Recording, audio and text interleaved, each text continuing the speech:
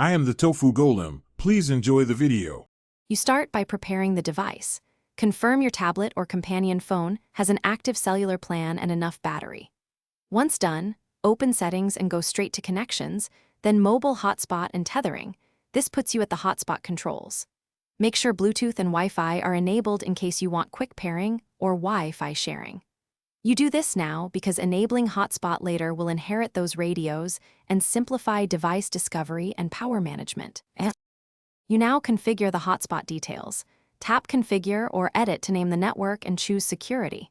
Select WPA2 or WPA3 to protect data.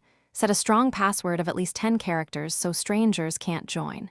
Next, pick the Wi-Fi band 2, 4 GHz for range, 5 GHz for speed, and set a device limit to avoid congestion. These choices matter because SSID, security, band and device, caps directly affect connection stability and battery life while sharing your data. You're ready to activate the hotspot. Toggle Mobile Hotspot on and watch for the status icon and data usage indicator so you don't exceed limits. Then connect a laptop or phone by selecting the SSID and entering the password. Open a web page to verify internet access. If clients can't connect, try toggling the hotspot off and on, restart the tablet, and confirm the carrier APN and tethering allowance. This troubleshooting sequence resolves.